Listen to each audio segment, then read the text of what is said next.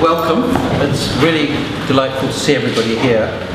I'm going to begin by just welcoming you on behalf of the Vicky Noon Education Foundation and on behalf of all our trustees. You've been meeting our trustees, and many of you know at least one or several of the trustees, and most of us are a very distinguished group. I'm not including myself in that because that's a bit, but we're all very distinguished, we're all very hardworking. And what's very exciting is that over the last 22 years now we've been giving awards. We're almost up at the 200 mark with the awards that we made this afternoon, because we've been working very hard. We're getting very close. I think it's a rough count, so we're on about 198 after the awards that we made today. 3 awards at Oxford and I think 5 or 6 new awards at Cambridge, plus half a dozen scholars at Cambridge that we're continuing to support. And we're particularly delighted that 2 of our scholars are with us today. Asad Hamid, who's been doing materials here at Oxford, and I'm really pleased that his tutor, who's our dear friend Professor Marina Galano, is also here. It's nice that, when you know the whole family connection.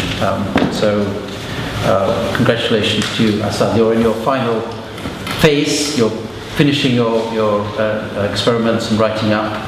And I know from your reports how hard you've been working. And we're also very delighted that we have cards here from Cambridge. So thank you very much for making the journey, and it's a great pleasure to have you here. And you're doing architecture.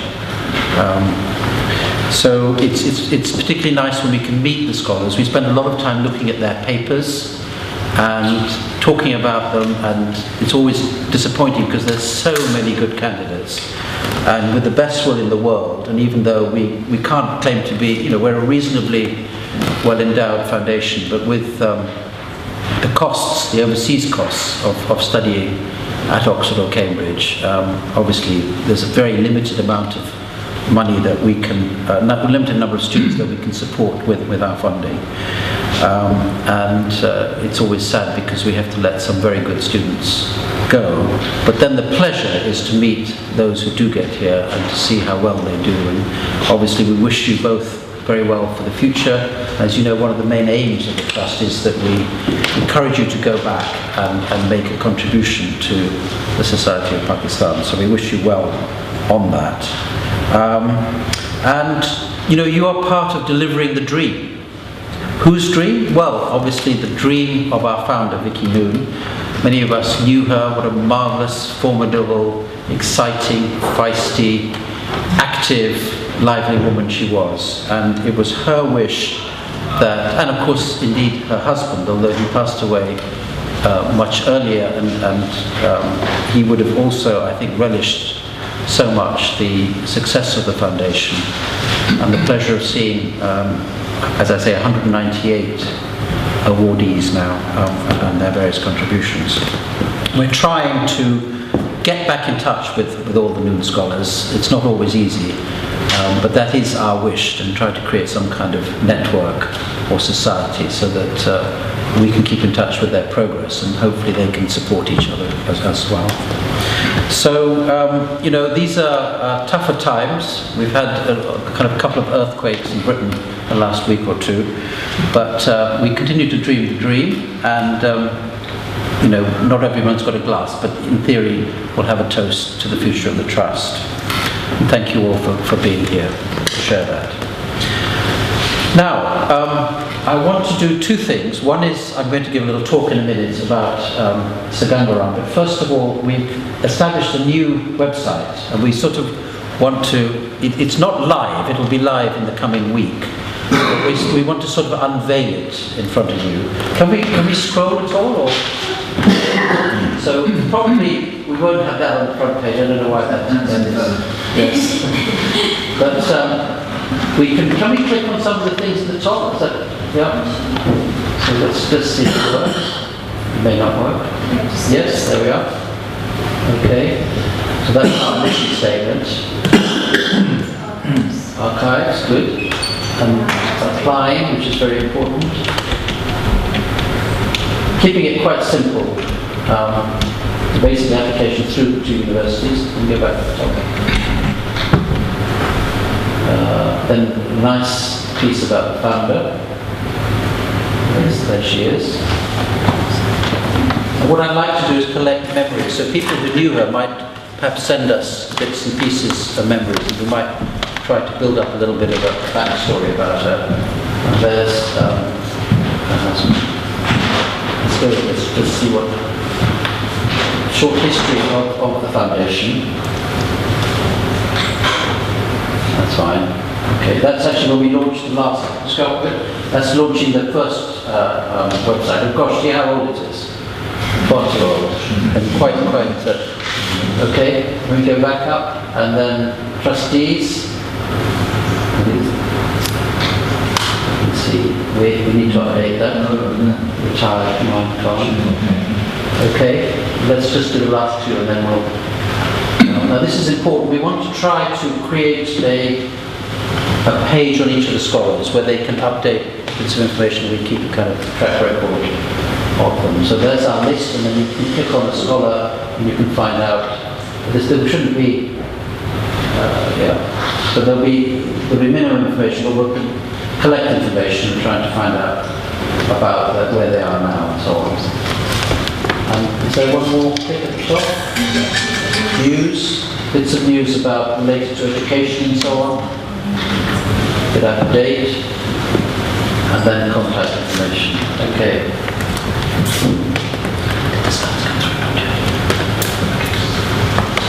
Right.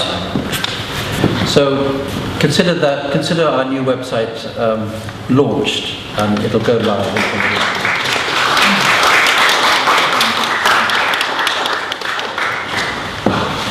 Now, what I would like to do is to share some thoughts about a great son of India and of Pakistan.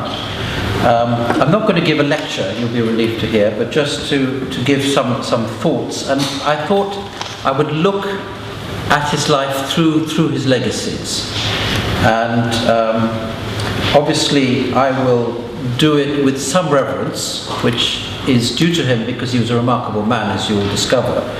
But also because, and here's the confession, he is my great-great-grandfather, I think that's right.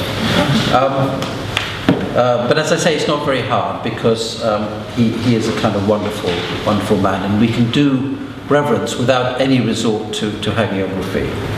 I had prepared some wonderful slides for you, but they've gone astray in the last half an hour between the office and here. They may suddenly appear, but we'll see. So we will do it. I'm sorry about that because they were quite fun.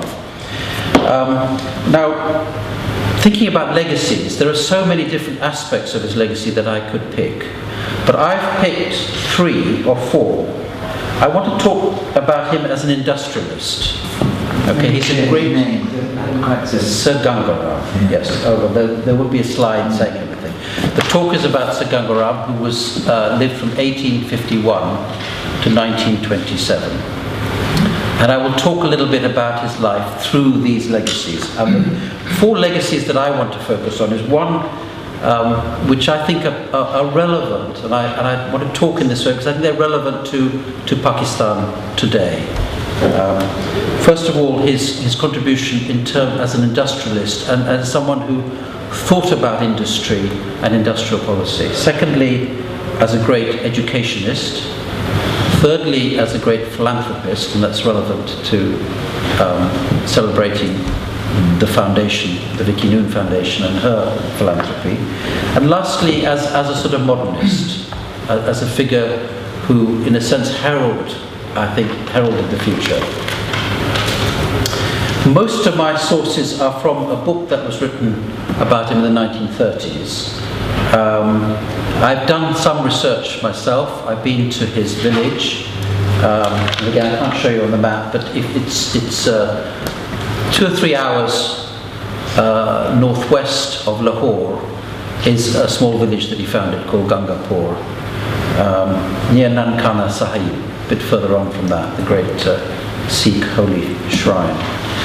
And funny enough, I did visit it. I did a lot of research, and this is a story for another time. It was all stolen by my collaborator, and actually he then published a book. Luckily, it wasn't very good, so there's still scope for me. But having worked with a teacher friend of mine who was a Pakistani, it was quite a shock for me. So Ganga Ram was born in 1851 in the Punjab. His father was Dalat Ram, and he was a police officer, worked for the government, but didn't really like that work, and eventually preferred to be more of a kind of writer, a copyist, you might say. And he worked on documents and so on. And Ganga Ram was very diligent at school, and as you'll discover in the story, he has great success. And you might have thought that he excelled at school throughout, but he did fail a few exams. Perhaps there is a lesson in that you don't have to always pass, and sometimes you learn more from your failures. But he didn't fail in his ambition, which was to get into government college in Lahore. And he got a scholarship there, and the scholarship allowed him to rent a flat, and he started to become an independent young man. These marvellous pictures of him, but anyway. So he wasn't sure what to do, but he had a visit to an engineer friend, and he completely fell in love with engineering. He just felt that was the way forward. And after government college, he got himself to Roorkee Engineering College, which was perhaps one of the leading places to study. And he got a bursary worth 50 rupees a month, which was quite considerable in those days. And he came out with the gold medal. So he did do very well when it mattered. And he was quickly singled out by his academics and was sent to Lahore to practice. And he was promoted regularly, and he went to Delhi, where he made good contacts and established himself as a leading engineer. But I think what interested me was that he was always looking to improve himself, and he took himself off to Bradford and spent 2 years there studying waterways and drainage. And as we all know, one of his great contributions was to redo the drainage systems of Lahore and indeed of Peshawar.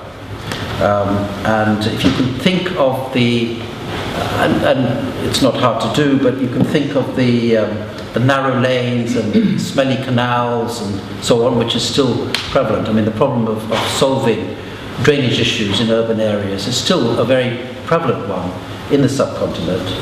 And here was somebody who was working on an issue which kind of overlooked a little bit, and doing it with great skill. And he got noticed very quickly. And eventually got increasingly popular as a person to build key buildings. And we can use the Journal of Indian Engineering as our source to confirm the enormous numbers of projects that he was involved in designing and building. There are, I mean, those of you who live in Lahore will know better than me, the many buildings, court buildings, and works that he managed. I will come to some of the particular ones when I talk a bit about his philanthropy. But for now, I just want to emphasize the fact that he rose quickly, diligent, hardworking, successful, and a great problem solver. When he was in Delhi, he was pronounced the superintendent of imperial works, and he had to report eventually to Lord Curzon, who took a great interest in the young man. And he actually worked on the Darbar project when the king was coming.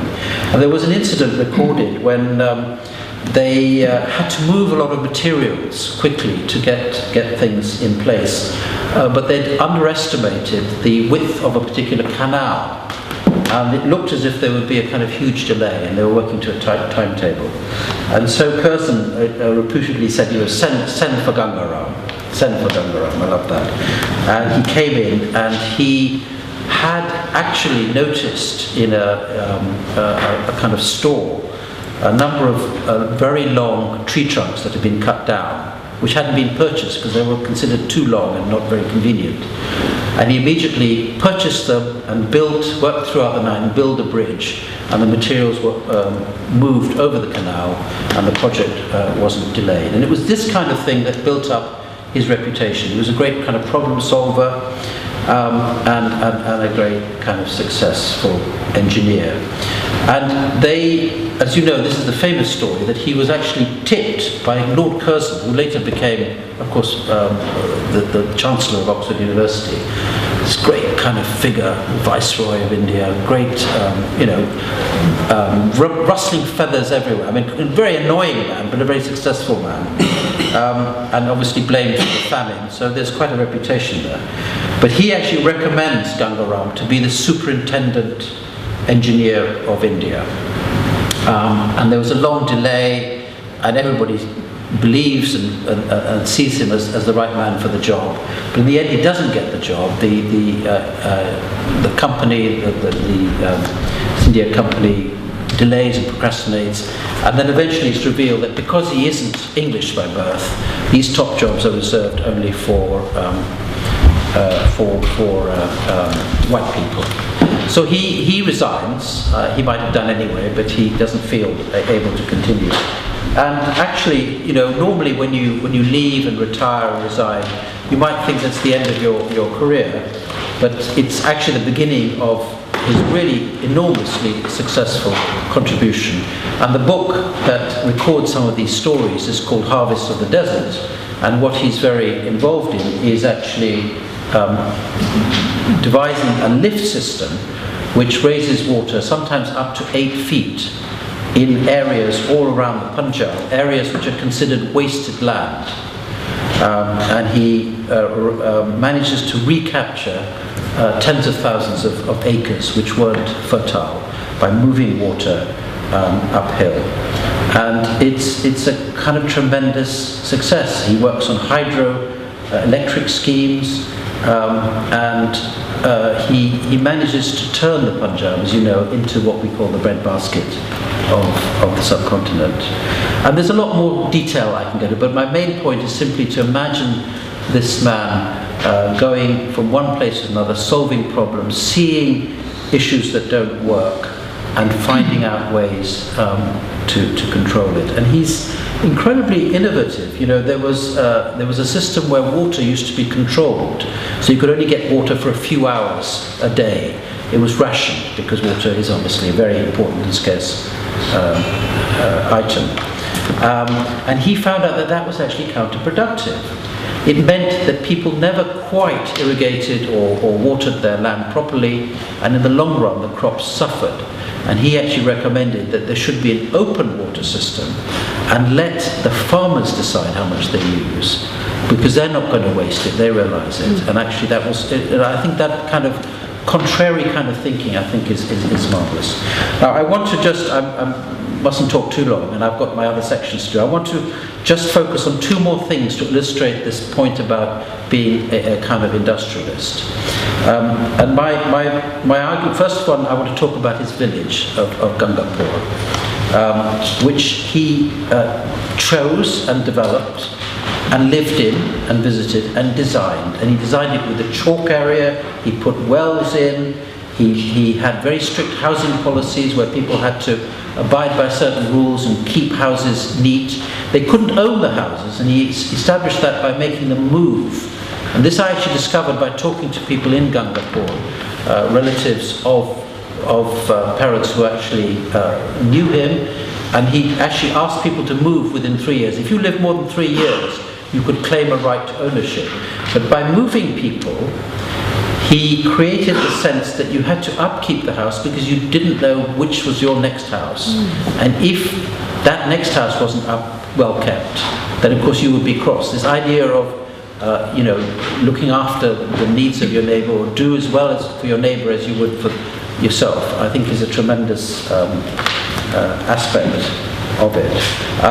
But he brings back from Britain, and he buys all kinds of seeds, and he tests maize and cotton and wheat, and he tests them to see which is the best model. and he creates periods of acclimatization. They mustn't, for the first year or two, they're just grown to go hardy, and the better seeds are then re-sown and grown again. You know, this sense of looking for the long term. And I love this story, that in 1907, his barrister son, who he called to work on his various projects, Sir Ganga Ram, won 11 prizes in the regional vegetable show. The idea that they're vegetable shows, I mean, you can see it was still Raj, don't you? I don't know if there's still vegetable shows in Pakistan, but the idea that his son brought these vegetables from Gangapur and actually won 11 prizes. I think it's a lovely little story. And his main contribution was, I say, industrial, or I should say mechanical. He kept bringing in mechanical reapers, ridgers, sprayers, harrowers. These are things that he saw in catalogues or on his visit to Britain and ordered, and made his town one of the top successful towns, if you like. And finally, and we were talking a little bit about railways earlier with one or two people, I mean, he was always key on transport, and he actually built a trolley gauge which was only 2 foot wide. It was a little railway, but you know, like in fairgrounds, if you sit, put your feet both sides, and you can go, and apparently this one pony could pull 50 people sitting on these 4 or 5 little carriages, because the gauge was so well oiled and lubricated. I don't know if we've got the slides. Have we got the slides? Did you bring them on a stick? Yeah. Okay. And then the second little story at the end of this section is his clash with Gandhi. Now, as you know, Gandhi had this idea of village life being somehow paradise. Okay, what he wanted in the new India was for everyone to live in villages in harmony and in a community, and each person should spend some time spinning. Okay, and he wanted simplicity. He wanted that sort of golden age, rather nostalgic, utopian view of life. And Ganga Ram absolutely refused this vision, absolutely clashed with Gandhi, and there's correspondence between the two. And if you like, if anything, Ganga Ram would go for the spinning jenny kind of model. He wanted mechanization, and he actually set up factories and trained women to do carpet weaving and so on, and said, look, a girl weaving a carpet or doing embroidery can earn 10 or 15 or 20 rupees in a day if they're successful. We're in business. There we are. Bang on cue. Can we make it?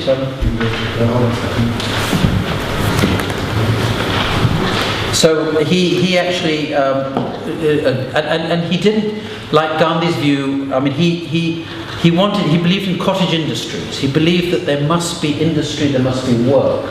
That is the Dalit Ram, the farmer.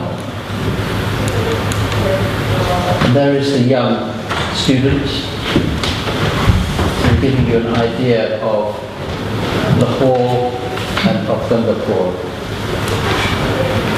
The drainage, these are the lift systems, and there is the young engineer.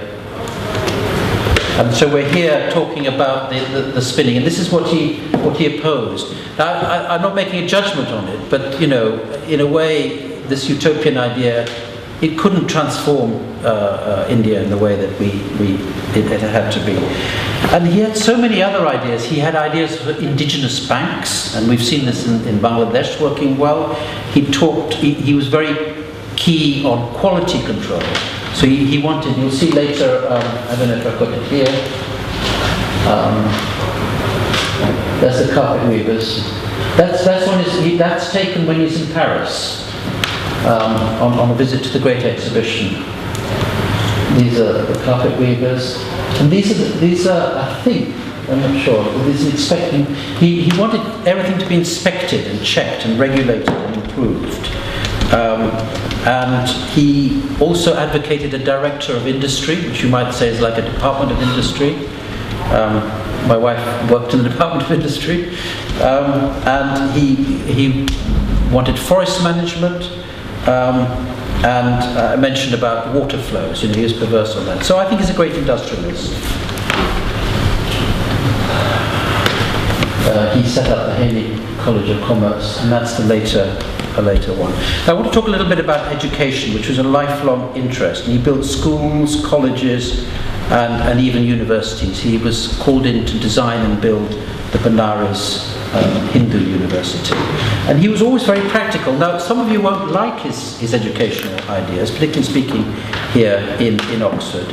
But his idea was that, if you can't fill your belly, then your education is no use. So it's very, very practical.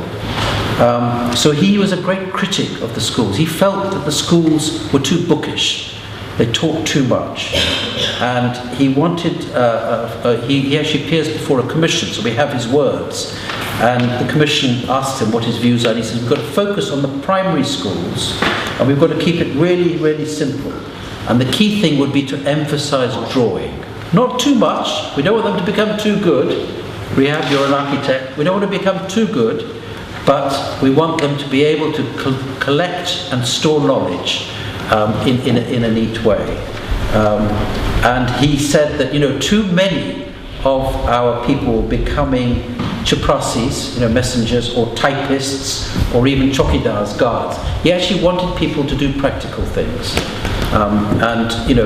Slightly controversial view, of course. He set up a Hindu girls' school, and I can't say that he was a feminist, because we didn't probably know what feminism even was in those days in some ways, even though you might be sympathetic towards the rights of women. But he saw women as important and significant in their own right. And I think that is important, and I think against the tide of the times. So he sets up this Hindu girls' school in the Punjab, and it becomes the leading girls' school. And he is absolutely meticulous, attention to detail. He is involved in their uniform. The silver kameez dress that you see very often, which Sikh girls wear, he actually stipulated it, so they were practical, it was easy to move around. And he also insisted that all the buses worked properly so that the kids could be brought home very quick. So I showed you the Haley College of Commerce, which he founded, and named after Sir Malcolm Haley, who was the Governor General. Quite a nifty move, you need the permission of the governor, the governor, you get him involved, you give him the name, and he can't do enough for you, and he comes and opens it, and land and everything is kind of, but it's actually Ganga Ram who buys the land, and it's his concept, and the College of Commerce opened in, 1920 or something. It is pretty amazing. I don't know if we go to, is that Benares Hindu University? I think it is. Looks like Aitchison College. Aitchison, that's Aitchison. So he designs, he's invited to design and build Aitchison. I mean, this is amazing. These are huge projects, and to do so many of them is quite nice. So his theory, as I say, is a person with an empty stomach can barely bestow his thoughts upon other matters. Okay?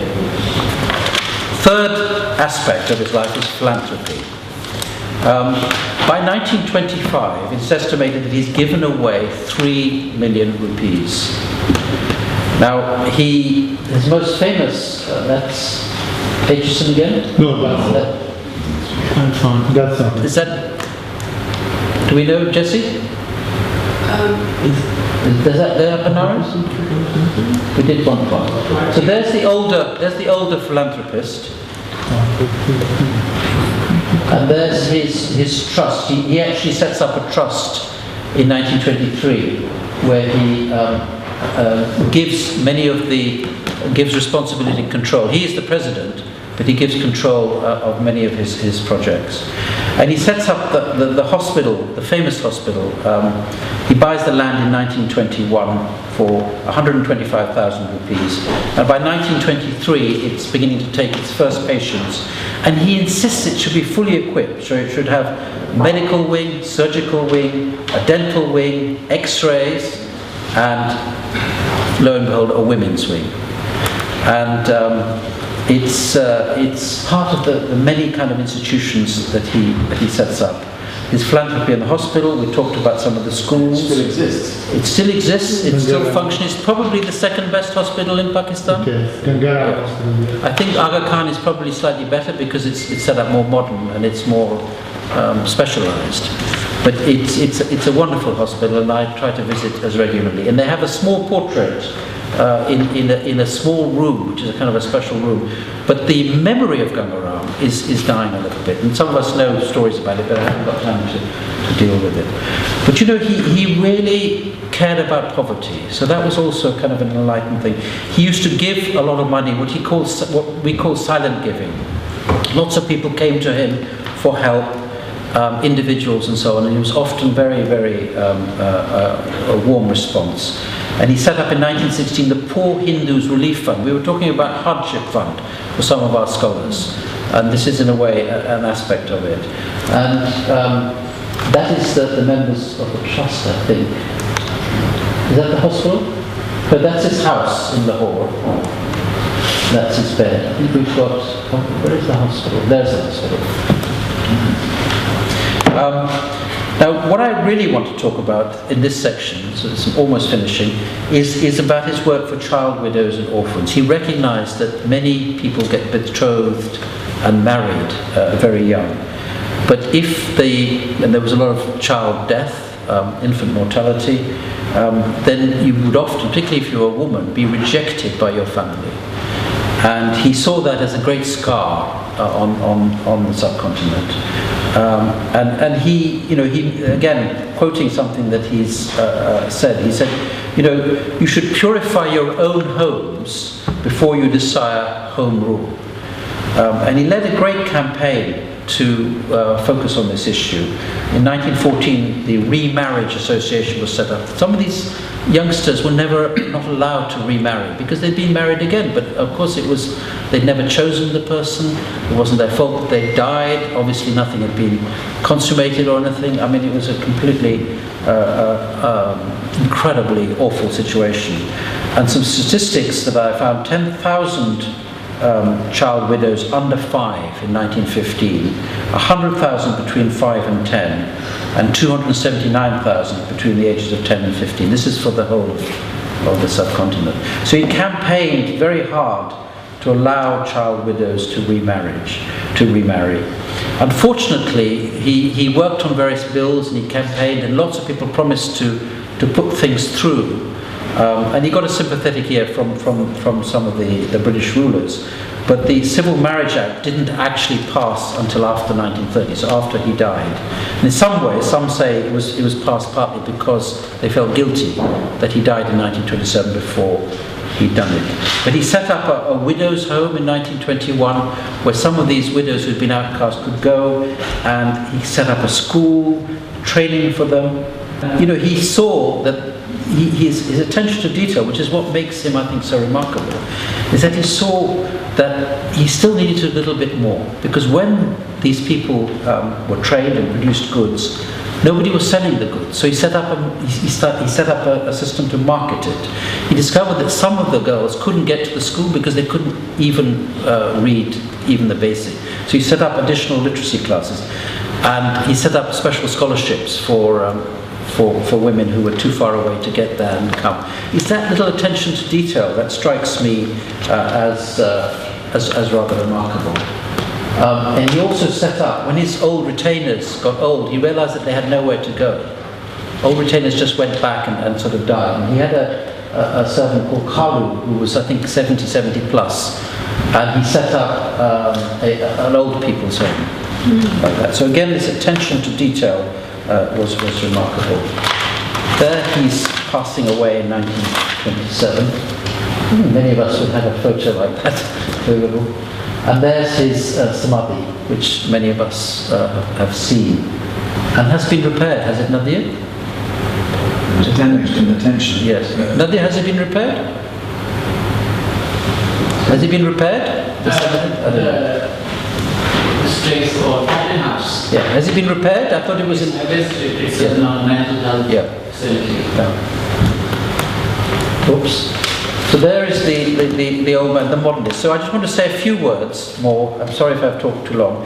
And just to emphasize what I've already said, so I think he's a great modernizer, a great modernist, because first of all his emphasis on industry and mechanization. Of course he was greatly connected to agriculture, and his famous saying was, the only culture that really matters is agriculture. Okay, he used to go around and annoy people, and all of you who do arts and humanities are probably really irritated by a comment like that, but it's funny, as you know. And he set up a prize, an annual prize of 25,000 rupees for somebody who came up with an innovative mechanical idea to improve agriculture. Typical idea to make some kind of change. Secondly, I mentioned the focus on women. We know, and my mother works a lot on supporting women in developing areas. There's a multiplier effect. If you help men, of course you make improvements, but if you help women, it tends to multiply because they transform the benefits through their family, through education, and through not wasting money on strange things like drink and so on and so forth. Yeah. So I think that there is, or gambling, exactly. So I reckon there is a sense of egalitarianism there. Feminism, as I say, may be too strong, but he was, we haven't even had the first wave of feminism, but I think there is a seed there. Thirdly, his awareness of poverty and inclusiveness. This Child Widows campaign, I think, is very, very moving. Fourthly, and I'm going to risk something, he's a Hindu, but he is loved by Muslims, and he loved Muslims. And how can one emphasize how important and valuable that is as an example. Fifthly, he understood the market.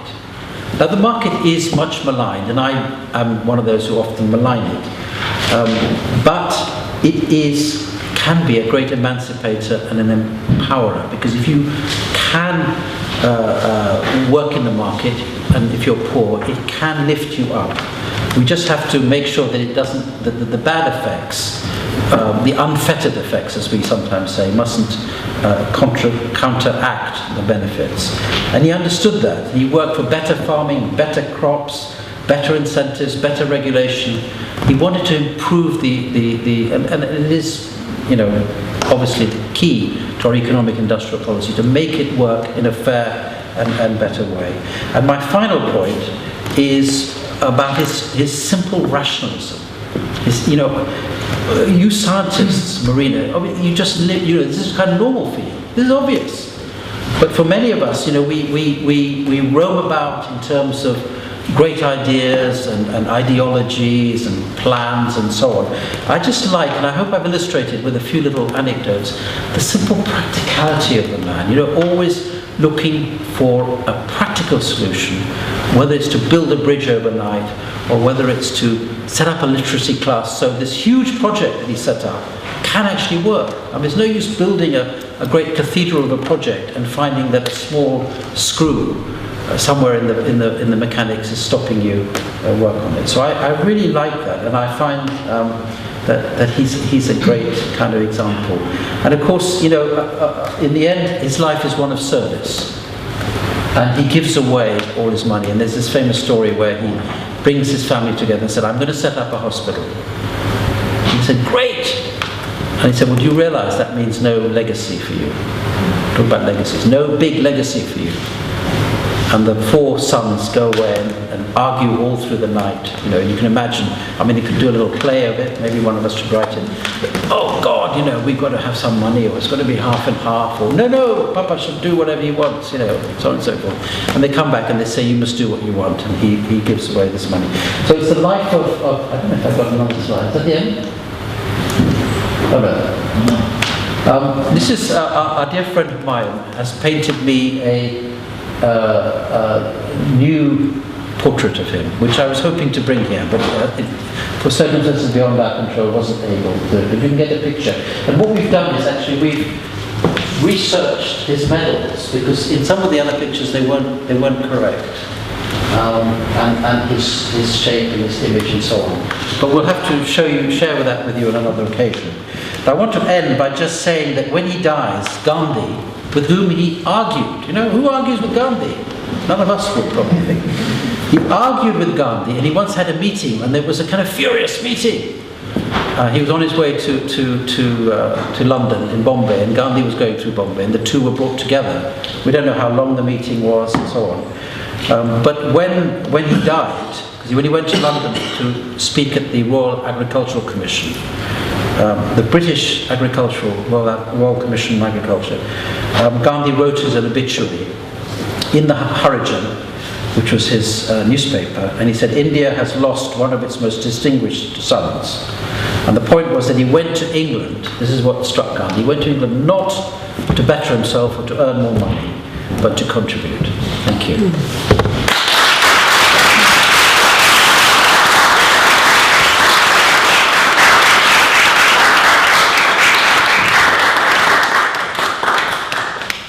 So, anyone wants to add a story or make a comment or ask a question or whatever? Did he get involved in independent politics at all, or he was probably avoiding politics in that possible? I think he did. I think he did. I think that I'm sure he was sympathetic to the idea, but he was very close to the Raj. I mean, he enjoyed. There's a story about him putting on some boots when he was a young man. He put on some Western boots. Which is the same boots that were worn by the colonialists. And people noticed that. And it was like him saying, look, I guess he kind of halfway house, I'm between them. And he does make these comments saying, look, it's all very well, but, look at all the problems we've got to solve. I mentioned that story about the home.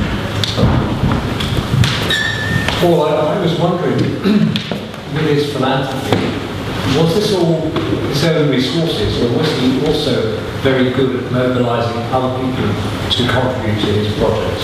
I didn't explain fully, but there's a clever wrinkle in the way that he made money. What happens is that he points out that 37% of the Punjab area was wasted. It was potentially fertile, but not irrigated properly. And and he comes up with this famous lift system, which I didn't describe in detail because it's quite a bit technical. And but what he does is the governor says, can you do this? Send for Ganga Ram. Can you do it? And he says, yes, of course I can do it. And he says, well, how long will it take? And he said, well, I don't know. He said, okay, let's 4 years, 5 years. He says, yes. And if I can do it in less time, can I keep the land? And make it more fertile.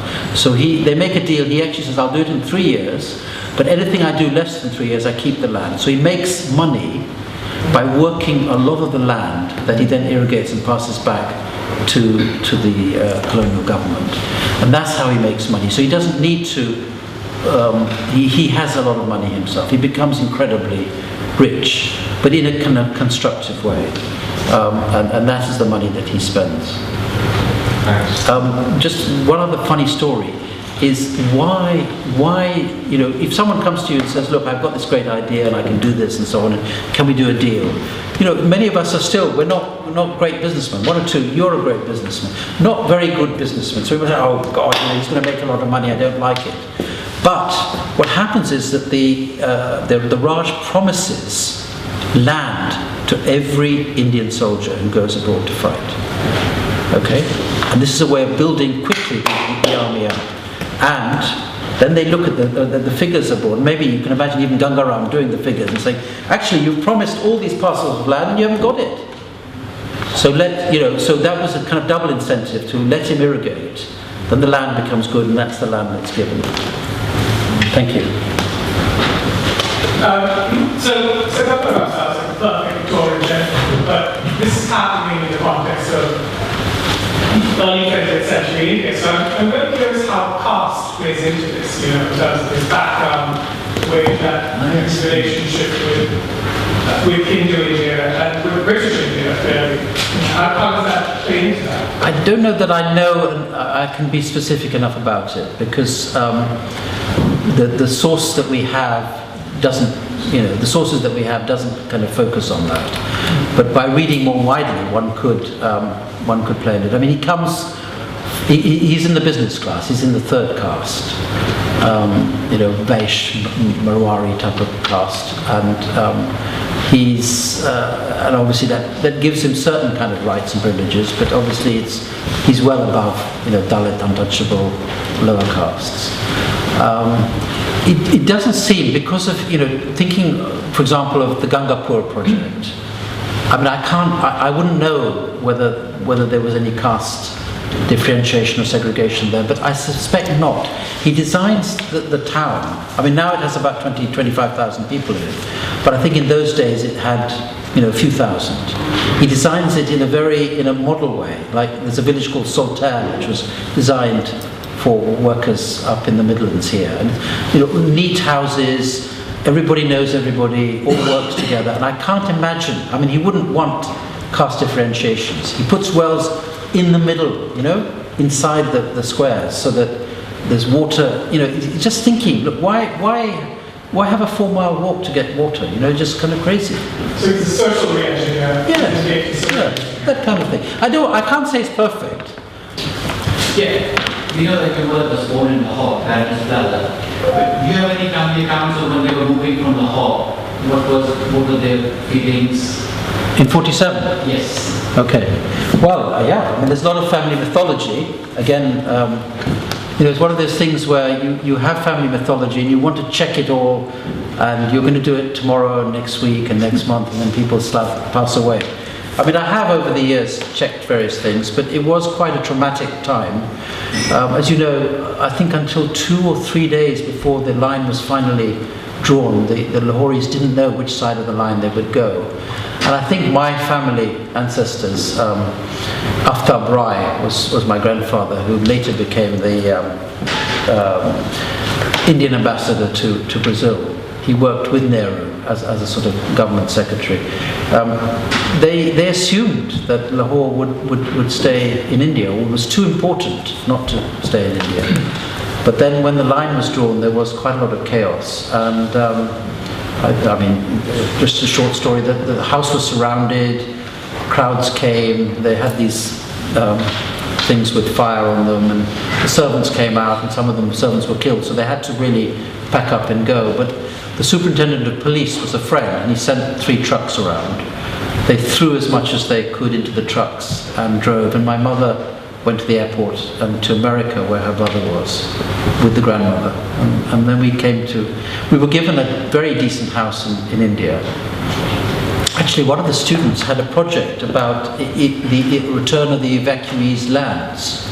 I mean, there was this unofficial thing. It's a fascinating project if someone wants to study it, where, bigger families, and this is a class issue, so forgive me, bigger families from Lahore could move into the empty houses in Delhi of the bigger families from Delhi who went to Lahore. So there was a kind of swap. It wasn't, in Delhi certainly it wasn't permanent, because the house that my family moved into, I think in Dalhousie Road, so really kind of posh address, was only for a certain while. And then they moved into a gatehouse of our cousins. But the gatehouse was huge, in Aurangzeb Road. And then eventually they bought a house in Prithviraj Road through luck. But I think everyone has these dramatic stories. But I think there is some research to do about the evacuee lands and what actually happened. Any scientists' questions? Engineering questions? Did you mention about the model town, Lahore? Is it the first planned colony which was... I wouldn't know. I mean, first is always a big word. I've been trained 10 years as a journalist. Never use the word unique, never use the word first, unless you're absolutely sure. And not only will someone write in, make you look idiotic, but, so I think that it was quite, it was special. It was special. And what was special was this living there. He had a house there, and he lived there, not all the year, because he lived in Lahore and travelled and so on. But actually, I think it makes such a difference, because it differs also to the other people there, because then they feel he's part of the community, not somebody. It's rather like electioneering. You come the week before, that's fine. But if you come every week, which is what we try to do in Oxford, then people take you more seriously. Yes, Omar. Just you refer to scientific issues.